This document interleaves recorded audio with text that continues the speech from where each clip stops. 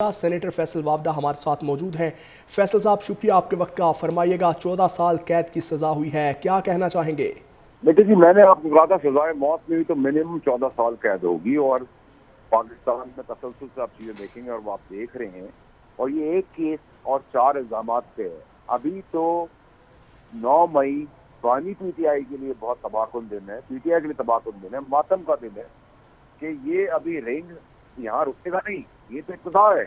اور یہ جنہوں نے ملک کو، پاکستان کو، ریاست کو، سیاست کو، جمہوریت کو نقصان پہنچایا ہے، جوڈیشری کو، آپ کو، مجھے، جو پاکستان کے باپ بنے ہوئے تھے، یہ اب کوئی نہیں بچیں گے۔ اور یہ ابتدا جو ہے 75 سال بعد فاؤنڈیشن ڈالی گئی ہے، اور فیلڈ مارشل کو اس کا کریڈٹ جاتا ہے، آصف منیر صاحب کو، کہ انہوں نے اپنے اور پرائے میں کوئی ڈفرنس نہیں رکھا۔ اور اب جو آگے آنے والے دن ہیں اس میں بڑی کلیئرٹی رکھے کہ میں نے کہا تھا بربریت سے 1 انچ بھی گنجائش نہیں دی جائے گی۔ اور اس میں جو لوگ سائیڈ پر ہو گئے پی ٹی آئی والے، جو سوچتے ہیں ہم 9 مئی سے نکل گئے ہیں، وہ بھی، اور جنہوں نے جیسے ریزائن کر کے اثر منال ٹائپ لوگ جنہوں نے فیسیلیٹیشن کی تھی اس ٹائم پہ قلم سے بھی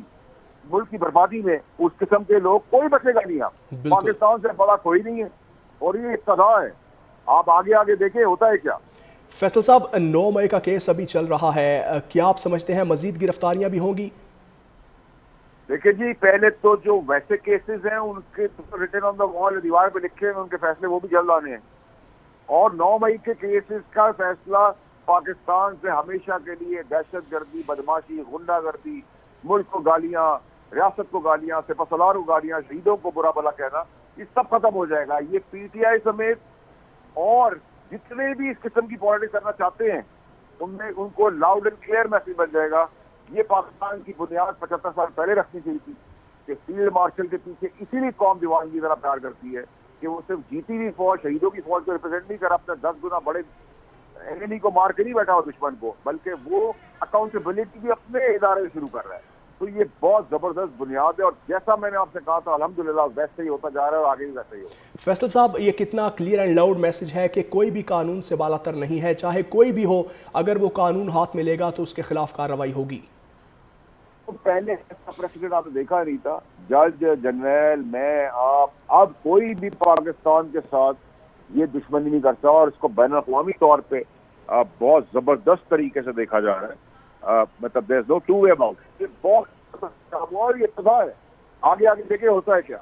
نیئر علی، ہم نے دیکھا کہ وفاقی وزراء کی جانب سے اس فیصلے کے بعد سٹیٹمنٹس سامنے آ رہی ہیں، لائک عطا تارڑ کی جانب سے بھی کہا گیا کہ یہ تو ہونا تھا اور کوئی بھی قانون سے بالاتر نہیں ہے، اور فیصل وافدہ کی جانب سے بھی واضح سٹیٹمنٹ دی گئی ہے۔ تو کیا پی ٹی آئی کے کسی رہنما کی جانب سے کوئی سٹیٹمنٹ سامنے آئی ہے؟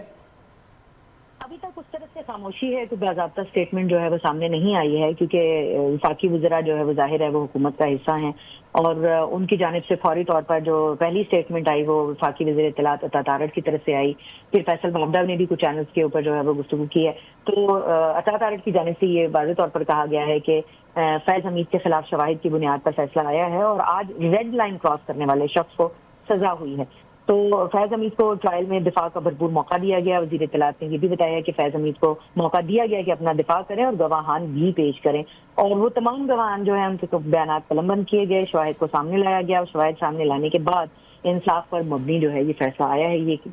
وزیر اطلاعات کی جانب سے یہ بھی کہا گیا ہے کہ قانون سے کوئی بالاتر نہیں ہے، اور ریڈ لائن کراس کرنے والوں کے خلاف جو ہے وہ قانونی کارروائی کی جاتی ہے۔ وزیر اطلاعات کی جانب سے یہ بھی کہا گیا ہے کہ فیض حمید نے اپنی اتھارٹی کو غلط استعمال کیا، اور سیاسی معاملات کو مزید تحقیقات جو ہے وہ اب اس کی ہونی ہے، کیونکہ سیاسی معاملات کا مطلب جو ہے یہ وہ 9 مئی کے مقدمات نہیں ہیں جن کی ہم ابھی بات کر رہے تھے، اور اس حوالے سے وزیر اطلاعات کی جانب سے بھی کہا گیا ہے کہ ان کی مزید تحقیقات ہوں گی، اور فیض حمید تمام الزامات کے مرتکب پائے گئے ہیں۔ ٹاپ سٹی کیس میں بھی ان کو سزا ہوئی ہے، اور فوج میں خود اعتصامی کا عمل بہت مضبوط ہے، جس کی واضح مثال سب نے دیکھ لی ہے، اور فیض حمید پی ٹی آئی کے سیاسی مشیر بھی تھے۔ تو اس لیے اب یہ ایک بڑا سٹیٹمنٹ ہے، اور اس حوالے سے وقت کے ساتھ ساتھ جو ہے یہ بہت ساری اس حوالے سے شواہد اور باتیں سامنے آتی رہی ہیں کہ ان کے اوپر یہ بات تھی کہ وہ پی ٹی آئی کے سیاسی مشیر ہیں۔ تو ان کی جانب سے یہ بھی کہا گیا ہے کہ آج کا فیصلہ حق اور سچ کی فتح ہے۔ نیئر علی، کیا ہم یہ کہہ سکتے ہیں کہ آنے والے دنوں میں جو ان کے ساتھ اس وقت رابطے میں تھے،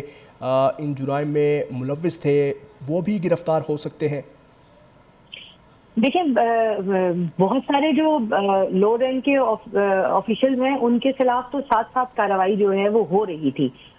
جیسا کہ میں نے پہلے بھی کہا کہ ضروری نہیں ہے کہ پاک فوج کے اندر ایک خود احتسابی کا عمل ان کا جاری ہے, صحیح. ایک محکمہ جاتی کارروائی جو ہوتی ہے محکمہ اس کے جاتی اوپر وہ کارروائی ساری ہو چیزیں رہی ہے. قبرے میں. نیر علی آپ ساتھ ہی موجود رہیے گا. ماہر قانون حافظ احسان احمد ہمارے ساتھ موجود ہیں. احسان صاحب بے حد شکریہ.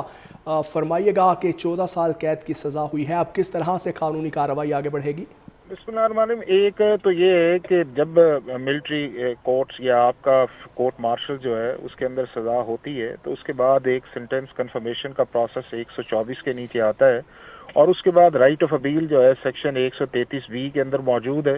اور اس کے بعد اگر آپ پھر بھی آپ کے خلاف فیصلہ آتا ہے تو آپ ہائی کورٹ کے اندر جا سکتے ہیں, اور پھر فیصلہ خلاف آئے تو سپریم کورٹ آف پاکستان کے اندر بھی جایا جا سکتا ہے. بٹ بنیادی طور پہ جن 4 ایلیگیشن جو لگائے گئے تھے, جو آپ کی ایک ہائیسٹ جو کمیٹی کانسٹیٹیوٹ کی گئی تھی in presence of supreme court order جو ہے, اور اس کے بعد کورٹ آف انکوائری بنا, پھر آپ کا سمری آف ایویڈنس آئی کہ جس کے اندر مس یوز آف اتھارٹی آئی, misuse of government resources آئے, آفیشل سیکرٹ ایکٹ کی وائلیشنز آئی, یا اس کے بعد یہ ہے کہ آپ نے رانگ فل لاس جو ہے وہ کیا, یا political activities post retirement process کے اندر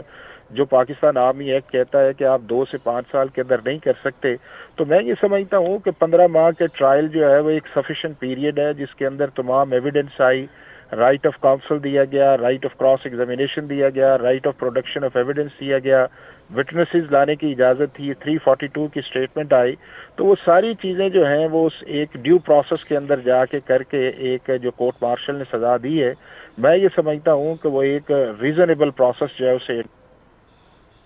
اور اس کے اندر سیکشن 2D جو ہے وہ کلیئرلی کہتا ہے کہ ریٹائرڈ آفیشلز کو ٹرائی کیا جا سکتا ہے. سیکشن 25A کلیئرلی کہتا ہے کہ ان آتھورائزڈ ڈسکلوجر جو ہے وہ ملٹری انفارمیشنز کی نہیں کی جا سکتی. سیکشن 26B کلیئرلی کہتا ہے کہ آپ پوسٹ ریٹائرمنٹ پولیٹیکل ایکٹیویٹیز پہ نہیں آ سکتے. سیکشن 40, 52, 55, 59 کلیئرلی کہتا ہے کہ آپ misuse of authority, misuse of governance جو ہے یا رانگ فل لاس جو ہے وہ نہیں کر سکتے. تو میں یہ سمجھتا ہوں کہ ایک اچھا میسج جو ہے پاکستان آرمی نے انٹرنلی بھی کنوے کیا ہے, چونکہ انپریسیڈنٹڈلی آپ نے ایک ریٹائرڈ DGISI کو یا کور کمانڈر یا امپورٹنٹ پوزیشنز کے اندر جو رہے ہیں انہیں آپ نے ٹرائی کیا ہے, انویسٹیگیٹ کیا ہے, اس کے بعد آپ نے کلیکشن آف ایویڈنس لائے ہیں, کورٹ مارشل کیا ہے, اور ایک پورے پروسیس کے بعد کیا ہے. دوسرا اس کے اندر میں سمجھتا ہوں کہ ایکسٹرنلی بھی ایک میسج یہ گیا ہے کہ پاکستان کے دوسرے ادارے جو ہیں ان کو بھی اپنا اکاؤنٹیبلٹی یا گورننس جو ہے بہتر کی جانی چاہیے. اگر اتنے ہائیسٹ آفیشل لیول کے اوپر پاکستان ملٹری ٹرائی کر سکتی ہے, اور یہ میسج انہوں نے اپنے جو سرونگ آفیشلز انہیں بھی دیا ہے, تو میرا یہ خیال ہے کہ پاکستان کو ایک اسٹرانگ گورننس کا, اسٹرانگ ایک رول آف لا جو ہے وہ سسٹم چاہیے, کیونکہ سوسائٹی کے اندر یہ ہے کہ شاید بڑے کا احتساب نہیں ہو سکتا, اور ایک امپریشن بار بار جو تھا وہ پاکستان کی فوج کے متعلق کیا جاتا تھا, حالانکہ پاکستان کی فوج کا بڑا strong internal accountability on going ایک پروسیس ہے جس کے اندر جو ہے کہ جو بھی لاز کی وائلیشن کرتا ہے ان کو ٹرائی کیا جاتا ہے, چونکہ اس کے اندر پروجیکشن, اس لیے شاید وہ امپریشن بنا تھا کہ فوج کے اندر اکاؤنٹیبلٹی نہیں ہے. تو میرا یہ خیال ہے کہ آج فوج نے یہ ثابت کیا ہے کہ جو شخص بھی ہائیسٹ پوزیشن بھی پاکستان کے اندر رہا ہے, اگر وہ ملٹری لاز کی سرونگ کے دوران یا سرونگ کے بعد جو ہے جو اس پر ریسٹرکشن اس کو وائلیٹ کرتا ہے تو اس کو ٹرائی بھی کیا جا سکتا ہے, پروسیکیوٹ بھی کیا جا سکتا ہے, اور اس کو سزا بھی دی جا سکتی ہے. تو میں سمجھتا ہوں پاکستان کے future way forward with reference to military laws, یہ سیول لاز جو ہے ایک ایسی چیز کی گئی ہے کہ شاید جس کا ڈیفینیٹلی پاکستان کے جسٹس سسٹم یا گورننس سسٹم پہ ایک اس کا ایفیکٹ آئے گا. حافظ احسان صاحب, سب ماہر قانون نے بتایا کہ رائٹ آف اپیل ان کے پاس ہے, تو 15 ماہ کا ٹرائل ہوا, اس کے بعد یہ سزا ہوئی ہے, اگر اپیل میں جاتے ہیں تو کن گراؤنڈز پہ اپنا ڈیفینس کر پائیں گے؟